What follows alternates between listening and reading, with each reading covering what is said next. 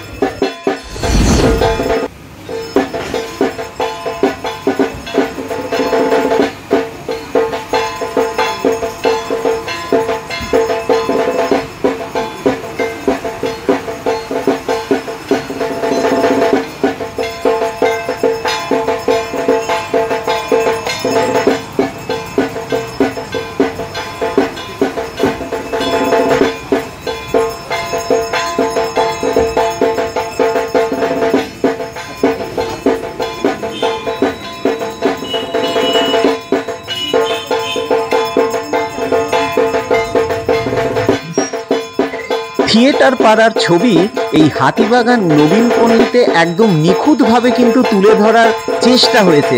আপনারা দেখতে পাচ্ছেন আমার পেছনে যে আদলে যে থিয়েটার যে হলটি তৈরি করা হয়েছে সেটি হলো রঙ্গনা থিয়েটার। উত্তর কলকাতার অন্যতম বিখ্যাত একটি থিয়েটার হলো রঙ্গনা থিয়েটার। সেই রঙ্গনা থিয়েটারের আদলে একটি বাড়ি কিন্তু তুলে ধরা হয়েছে আপনাদের সামনে, যেটার মাধ্যমে বোঝানো হচ্ছে যে এই যে রঙ্গনা থিয়েটার একসময় কতটা জনপ্রিয় থিয়েটার হল।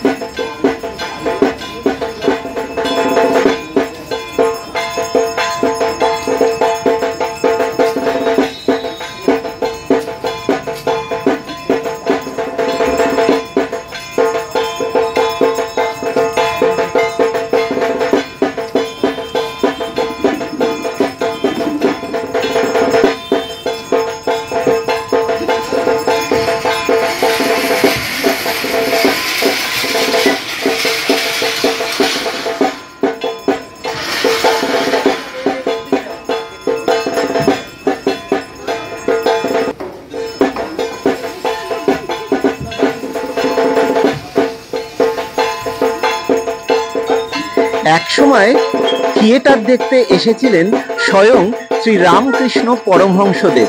নটি বিনোদিনীর অভিনয় দেখে তিনি কিন্তু মুগ্ধ হয়ে গিয়েছিলেন। সেই থিয়েটার পাড়ার ছবি কিন্তু এবারে হাতিবাগান নবীন পল্লী।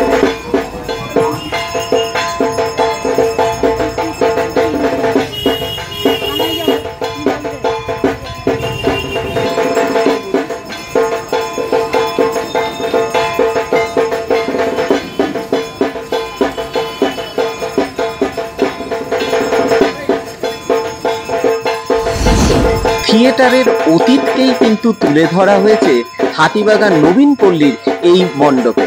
আপনারা কিন্তু এলেই বুঝতে পারবেন এখানে কিন্তু আনাচে কানাচে সেই থিয়েটারের ছবিকেই কিন্তু তুলে ধরেছেন শিল্পীরা। আপনাদের আজ ঘুরিয়ে দেখালাম সেই বিরাট মণ্ডপ।